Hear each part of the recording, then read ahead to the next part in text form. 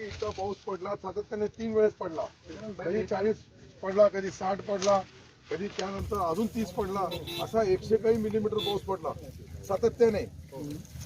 3 दिवस सरळ, परंतु 24 तास झाले का दुसरा दिवस निघतो ना, तुमचा रेकॉर्ड चेंज होतो.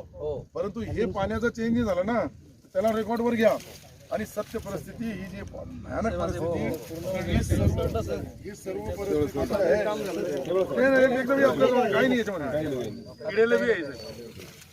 पाणी जसं गेलं ना, आता झिरो झाला, ते झिरो झाला. मी तुम्हाला हा, सोयगाव विधानसभा मतदारसंघामध्ये सातत्याने 3 दिवसापासून पाऊस पडल्यानंतर 100 काही मिलीमीटर पाऊस पडला. कुठं 160 पडला, कुठं 130 पडला, कुठं 120 पडला.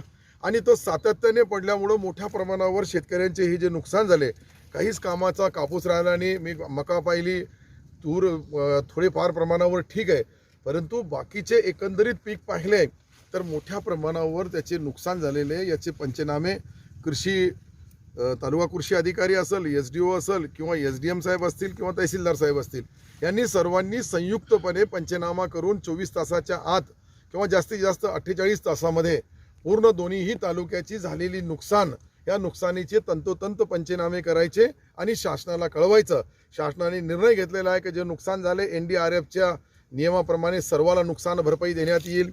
त्याच पद्धतीने 2 हेक्टरच्या ऐवजी 3 हेक्टर देण्यात येईल, असं सन्माननीय मुख्यमंत्री एकनाथ शिंदे साहेबांनी आणि आमचे उपमुख्यमंत्री आदरणीय देवेंद्रजी अजितदादा पवार या तिघांनी मिळून कालच्या कॅबिनेटमध्ये ज्या सूचना दिल्या, त्या सूचना मी अधिकाऱ्याला देऊ लागलो. या राज्याचा मंत्री म्हणून किंवा या मतदारसंघाचा आमदार म्हणून जी परिस्थिती शेतकऱ्यांमध्ये भावूक झालेला आहे, शेतकरी हवालदिल झालेला आहे, त्याला सरकार आधार देईल.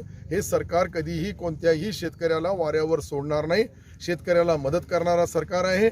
आणि याचा लायसन पाहिला तुम्ही, याचा गॅरंटी पाहिली आपण, याची सिस्टीम पाहिली, तर गेल्या वर्षीचे पैसे आज सर्व शेतकऱ्याच्या अकाउंटवर नुकसानीचे आलेले आहेत.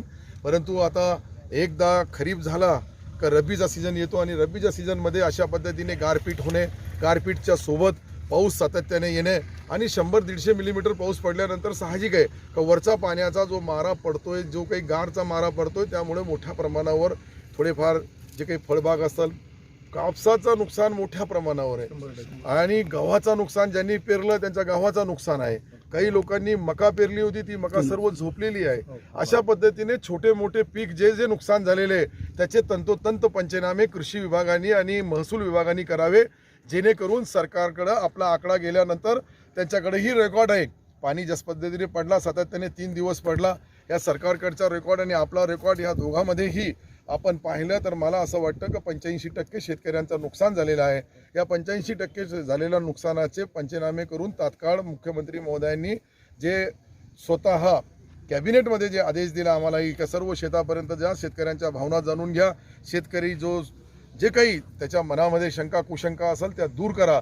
का हे मुख्यमंत्री महोदयांचा आदेश जो आहे त्याचा पालन सर्व पालकमंत्री, सर्व मंत्री करू लागले, सर्व आमदार करू लागले. पूर्ण शासकीय यंत्रणा युद्ध पातळीवर मला वाटतं की 24 ते 48 तासामध्ये याचे पंचनामेचे तंतोतंत माहिती शासनाकडे जाईल आणि तत्काळ लवकरात लवकर सरकार याला मदत करण्यामध्ये कुठेही कमी पडणार नाही. फक्त अधिकाऱ्यांनी ही जे अचूक पंचनामे करावे आणि पंचनामे करताना कुठेही भेदभाव होणार नाही, कोणताही शेतकरी सुटणार नाही. तो कोणत्या जातीचा आहे, कोणत्या पक्षाचा आहे, कोणत्या धर्माचा आहे, याच्यापेक्षा तो शेतकरी आहे आणि शेतकऱ्यापेक्षा मोठा धर्म कोणाचा नसतो. शेतकऱ्याची सेवा करण्यामध्ये तुम्ही कमी पडू नका, मीही कमी पडणार नाही, सरकारही कमी पडणार नाही. तर याची आपण तंतोतंत माहिती तुम्हाला जी समजली वर्दे साहेब, तुम्ही SDM साहेब, तहसीलदार साहेब, तुम्ही सर्व मिळून हे करा आणि तुम्हाला काही अडचण आली तर मला बोला, परंतु आपल्याला ईश्वर अल्लाह भगवानला साक्षी ठेवून त्या शेतकरी बांधवाला मदत करायची.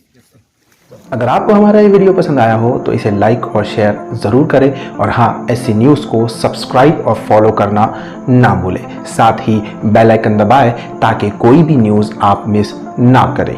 तो जुड़े रहिए हमारे साथ और देखते रहिए SC न्यूज़, खबर वही जो सच है.